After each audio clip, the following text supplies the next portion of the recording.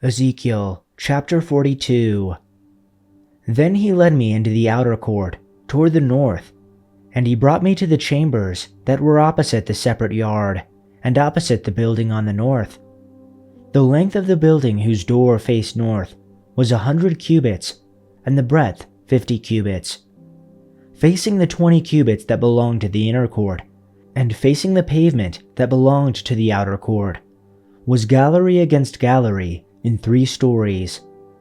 And before the chambers was a passage inward, 10 cubits wide and 100 cubits long, and their doors were on the north.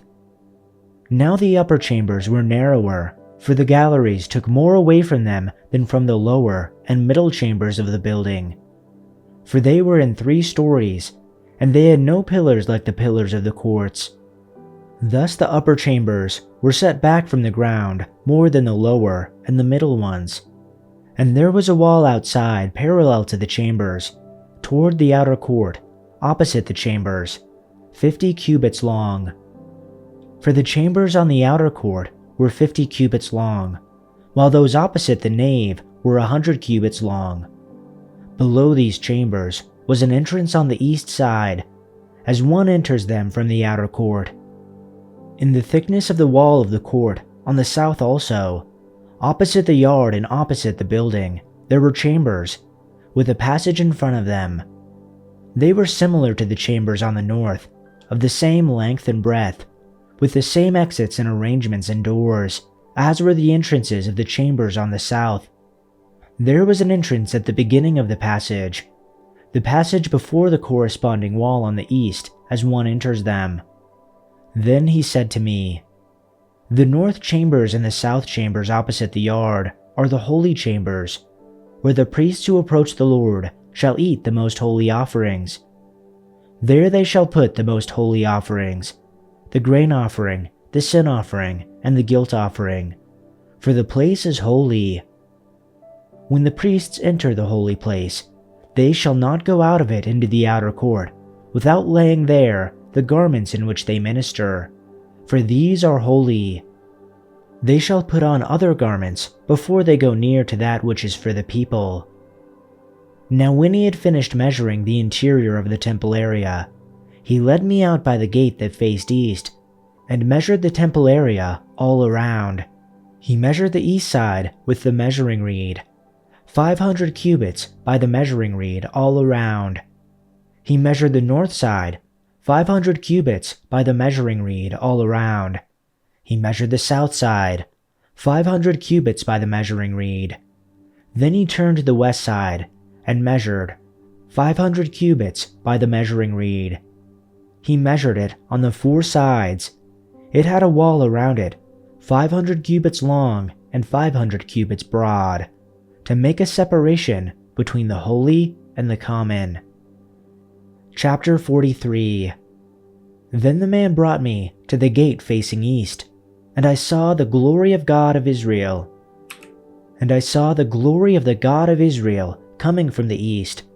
His voice was like the roar of rushing waters, and the land was radiant with his glory. The vision I saw was like the vision I had seen when he came to destroy the city, and like the visions I had seen by the Kibar River, and I fell face down. The glory of the Lord entered the temple through the gate facing east. Then the Spirit lifted me up and brought me into the inner court, and the glory of the Lord filled the temple. While the man was standing beside me, I heard someone speaking to me from inside the temple. He said, "Son of man, this is the place of my throne, and the place for the soles of my feet. This is where I will live among the Israelites forever. The people of Israel will never again defile my holy name, neither they nor their kings, by their prostitution and their funeral offerings for their kings at their death.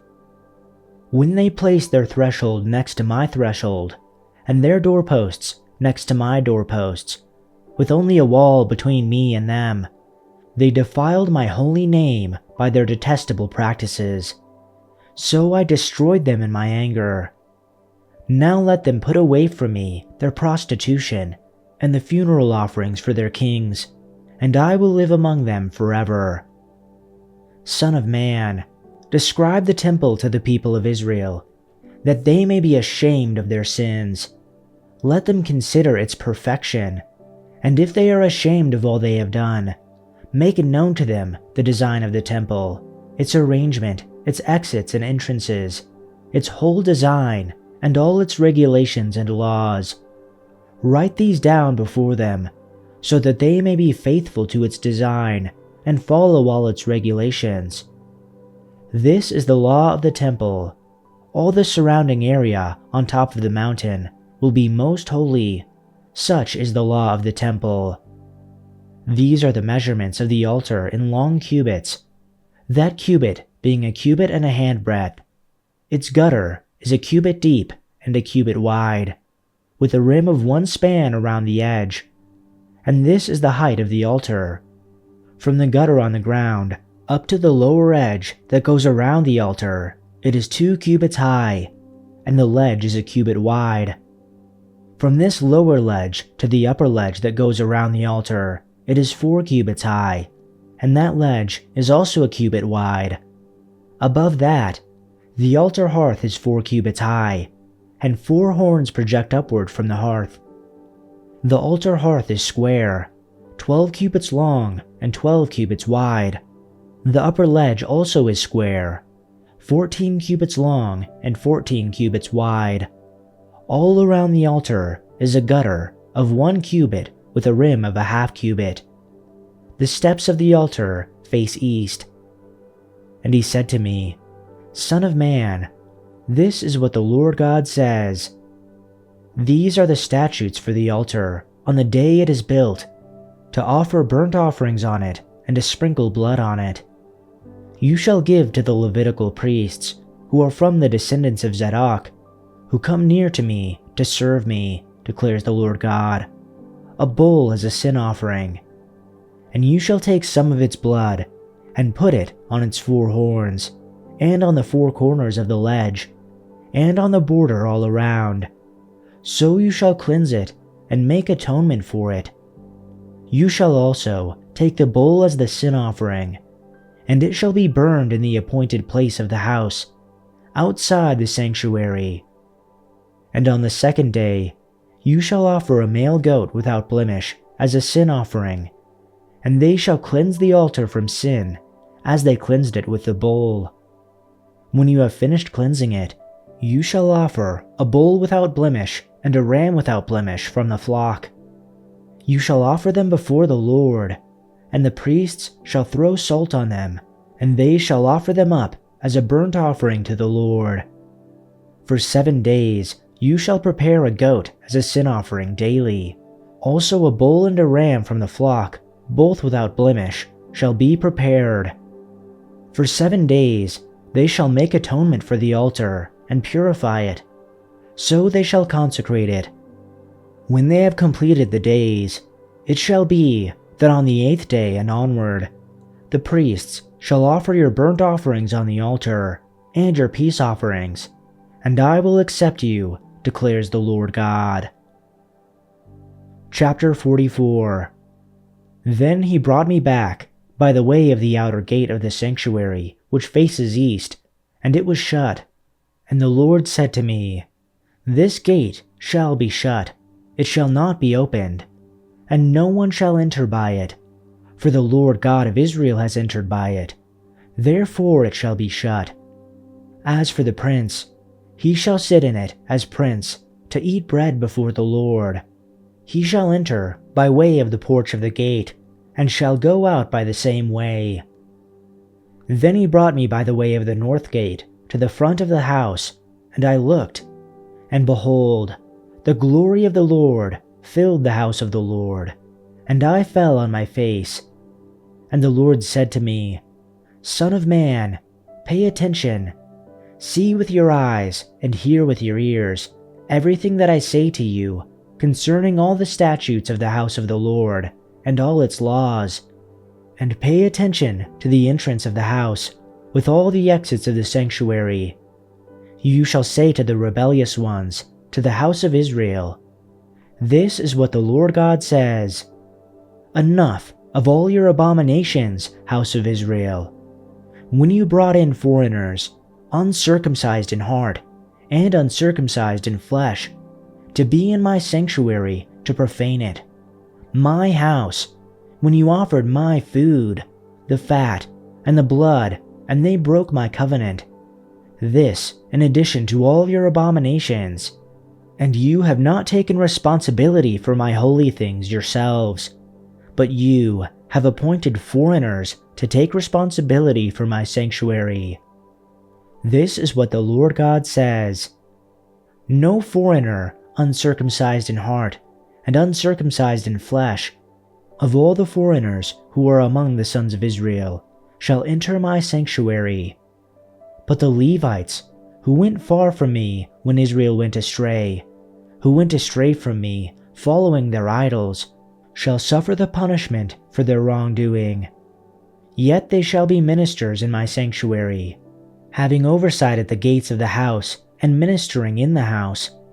They shall slaughter the burnt offerings and the sacrifice for the people, and they shall stand before them to minister to them.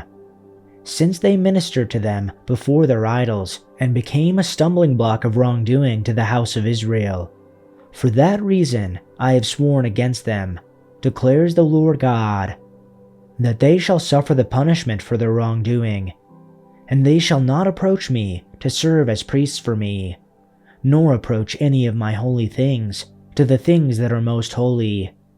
But they will bear their shame and their abominations which they have committed.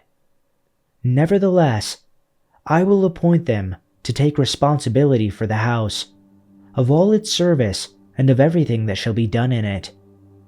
But the Levitical priests, the sons of Zadok, who took responsibility for my sanctuary when the sons of Israel went astray from me, shall come near to me and serve me, and they shall stand before me to offer me the fat and the blood, declares the Lord God. They shall enter my sanctuary, they shall come near to my table, to serve me, and assume the responsibility I give them. And it shall be that when they enter at the gates of the inner courtyard, they shall be clothed with linen garments, and wool shall not be worn by them, while they are ministering in the gates of the inner courtyard, or in the house. Linen turbans shall be on their heads, and linen undergarments shall be around their waists. They shall not put on anything that makes them sweat. And when they go out into the outer courtyard to the people, they shall take off their garments in which they have been ministering, and lay them in the holy chambers. Then they shall put on other garments, so that they will not transfer holiness to the people with their garments. Also, they shall not shave their heads, yet they shall not let their locks grow long. They shall only trim the hair of their heads. Nor shall any of the priests drink wine when they enter the inner courtyard, and they shall not marry a widow or a divorced woman, but shall take virgins from the descendants of the house of Israel, or a widow who is the widow of a priest. Moreover, they shall teach my people the difference between the holy and the common, and teach them to distinguish between the unclean and the clean. They will serve as judges to resolve any disagreements among my people. Their decisions must be based on my regulations, and the priests themselves must obey my instructions and decrees at all the sacred festivals, and see to it that the Sabbaths are set apart as holy days. A priest must not defile himself by being in the presence of a dead person, unless it is his father, mother, child, brother, or unmarried sister. In such cases, it is permitted. Even then, he can return to his temple duties only after being ceremonially cleansed and then waiting for 7 days. The first day he returns to work and enters the inner courtyard and the sanctuary, he must offer a sin offering for himself, says the sovereign Lord. The priests will not have any property or possession of land, for I alone am their special possession. Their food will come from the gifts and sacrifices brought to the temple by the people, the grain offerings, the sin offerings, and the guilt offerings. Whatever anyone sets apart for the Lord will belong to the priests. The first of the ripe fruits and all the gifts brought to the Lord will go to the priests. The first batch of dough must also be given to the priests, so that the Lord will bless your homes. The priests may not eat meat from any bird or animal that dies a natural death, or that dies after being attacked by another animal.